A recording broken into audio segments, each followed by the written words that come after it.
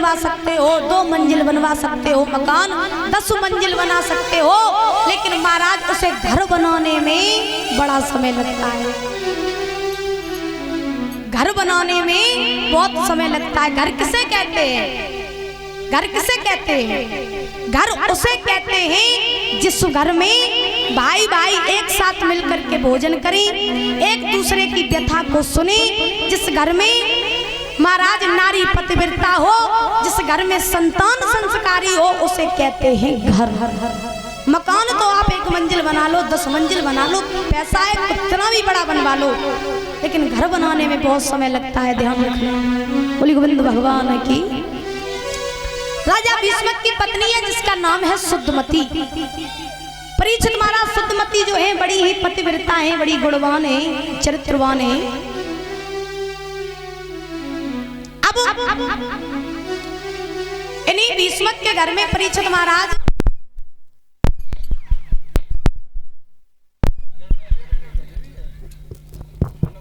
इन्हीं भीष्म के घर में परीक्षित महाराज 5 बालक हैं, लेकिन इनके घर में कोई भी कन्या नहीं है। और जब कोई भी कन्या नहीं है तो महाराज इधर श्री सुखदेव जी समझा रहे हैं राजन परीक्षित।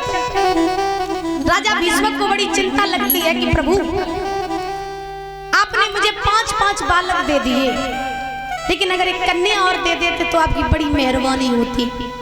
और ध्यान रखना, जिस घर में लड़की नहीं होती है महाराज उस घर में कुछ लगता ही नहीं है, और जिस घर में कन्या होती है वो घर महाराज स्वर्ग के समान लगने लगता है।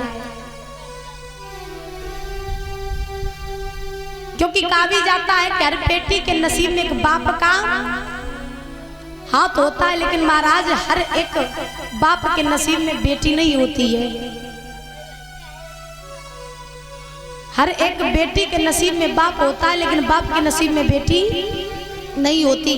बेटियां उन्हीं के घर में होती हैं जो भाग्यशाली होते हैं। लेकिन महाराज आजकल आप लोग भी ये बात जानते होंगे, क्योंकि कलयुग चल रहा है। कलयुग चल रहा है तो महाराज आप लोग जानते होंगे कि कलयुग में बेटियों की दशा क्या है। आजकल बेटियों की दशा ऐसी हो गई है कि महाराज आजकल तो माता पिता भी लड़कियों से डरने लगे हैं, और माता पिता कहते ही नहीं है कि भगवान हमें लड़की दे दे। अगर जबरदस्ती भगवान भेज दे तो क्या तो ठीक है, लेकिन महाराज आज के इस युग में कोई ये नहीं चाहता कि मेरे घर में लड़की आ जाए, क्योंकि महाराज आज की लड़कियों की दशा कुछ ज्यादा ही खराब हो गई है।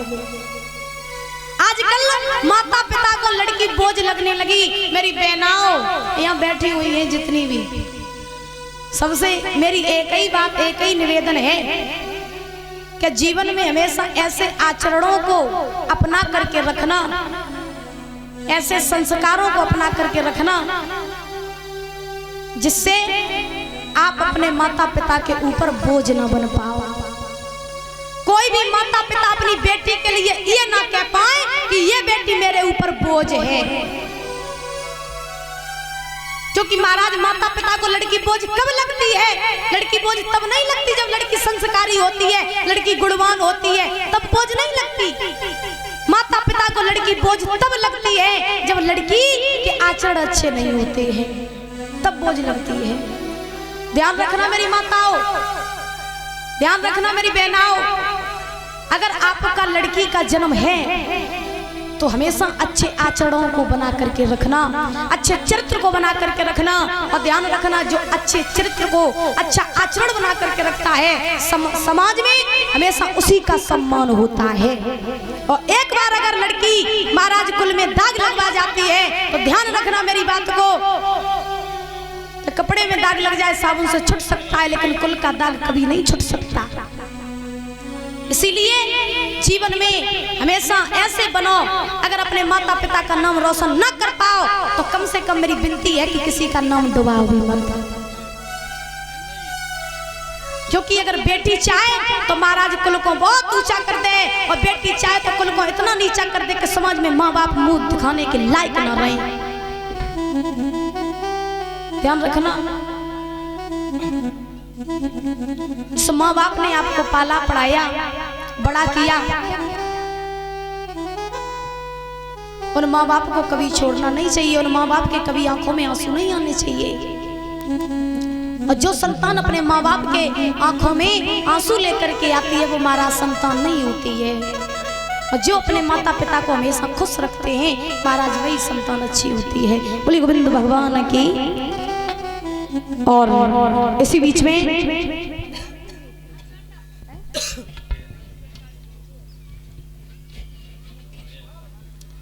ये हमारे समक्ष में पधारे हुए हैं हमारे परम आदरणीय ताऊ जी श्री प्रकाश यादव जी सीओ साहब, जिला पंचायत सदस्य प्रधान जी, इनकी तरफ से भंडारे के लिए 2100 रुपए आए हैं। एक बार हमारे ताऊ जी के लिए जोरदार तालियां बजा दीजिए।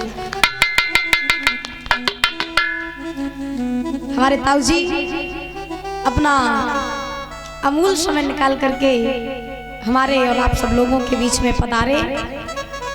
ताऊ जी आप आए बहुत दिनों में, लास्ट में एंट्री दी आपने। बोले गोविंद भगवान की। भगवान से कामना है कि हमारे ताऊ जी के ऊपर हमेशा दया दृष्टि बनाए रखें प्रभु, और हमेशा हमारे ताऊ जी की रक्षा करते रहें, हमेशा धन के भंडार भरे रहे, ऐसे ही समाज में सम्मान पद प्रतिष्ठा बनी रहे। ये भगवान से कामना है, आराधना है। बोलिए गोविंद भगवान की। आइए सभी लोग ताली बजा करके प्रभु नाम का संकीर्तन बोलेंगे बड़े भाव से। उसके बाद में बड़ी ही सुंदर कथा को श्रवण करेंगे।